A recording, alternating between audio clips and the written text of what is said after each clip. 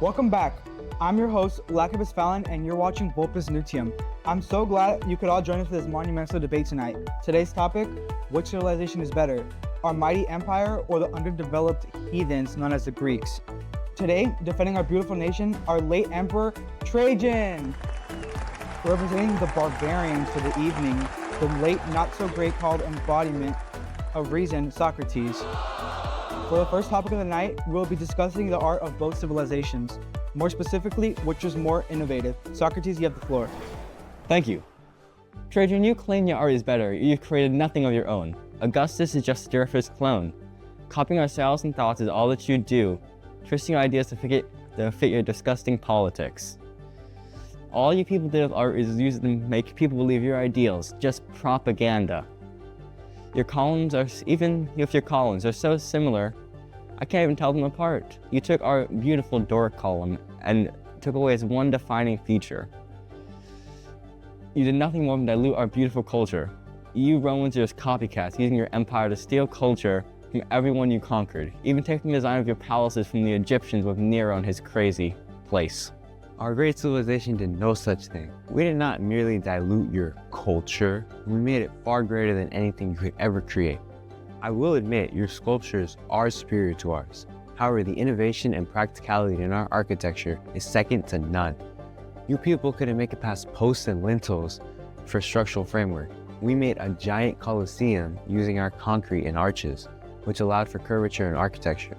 As for your columns, while you did create the original three orders, we came up with our own Tuscan and Composite orders, giving us more flexibility than your rigid civilization can ever create. Have you ever heard of the phrase, all roads lead to Rome? Well, we built those roads, and we built aqueducts to give our people water, as we aren't filthy like you. We're sophisticated Roman citizens. Very interesting. After careful analysis, I have to come to the conclusion that the first round goes to Rome. Regarding the arts of these societies, the inventions of Roman architecture such as aqueducts, concrete, and arches are far more innovative than those of the Greek. The score is now 1-0, with Rome in the lead. Moving on, our next topic of discussion will be literature. Socrates, start us off with your argument on which one is more timeless. You must consider that my civilization is literary work, so more timeless than yours. Plato's Republic is still considered the best there's ever been. Even today, it's taught in universities across the world. In fact, the survey said it was the best philosophical book that's ever been written.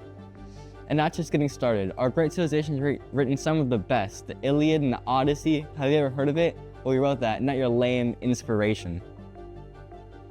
Our works of literature did take some inspiration from yours, I'll give you that. But we did so much more than just copy you, you fools. We refined your works and adapted them to our great and mighty empire. Our works are far superior compared to yours, like the Aeneid, for example. We also had some great, amazing pieces, like Metamorphosis, which explains the start of the world and the death of glorious old Julius Caesar. All in all, we had some really great pieces that you simply can't ignore. The Aeneid was a blatant copy of Homer's masterpieces. You people can't even form a simple, original story on your own. You must write in our successes for your beginnings. You clearly cannot write without our models. Models that have stood the test of time even through generations. Not just our models, but our ideas and beliefs as well. Take your Metamorphosis, for example. It's completely based on our stories. Without us, you are nothing. We laid the foundations and it influences all other literature because of how one of a kind it truly is. Wow, very strong arguments were brought up during the debate. This Socrates fellow is giving our emperor a real challenge. With a heavy heart, I'm sorry that this point has to go to the Greeks. Greek literature compared to the Rome was far more influential and timeless as it laid the foundation for future civilizations, and it has impacts that have lasted to this day in works such as the Iliad and the Republic. Without further ado, it's time for the third category of this evening, the social institutions of each civilization, the Greek democracy versus our former democracy, arguing over which system is more democratic, though there's an obvious winner. This category is unequivocally ours. Our democracy was so great, we brought our vast population into a manageable size through representatives who fought for their people's every need, and were limited by checks and balances. Our system was made up of several assemblies in which people could vote for representatives, including the lower class in the plebeian council, a very vast system of democracy. Your system could never work on a stage as big as ours. The representative works system works so well that the United States still uses it to this day. You claim democracy, but how can you if your entire population being represented by just 300 people? In our system, every citizen got a vote, participating in what matters. In your system, people did nothing but vote for their representatives. Our systems took an active part with every citizen serving at least once in their life. And if not through the boule, they could serve in the ecclesia, deciding themselves what laws got passed. If a new law was proposed, all citizens of Athens could have the opportunity to vote for its passing or rejection in a public assembly. This is called a direct democracy, which your republic clearly lacked. Where we didn't have to pray that our petition does what's best. In our system, every citizen could say, unlike yours, only 300 were allowed to play.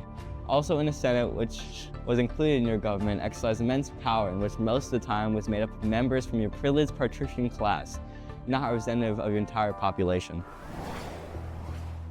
Interesting. As much as I hate to do this round goes to the Greeks yet again.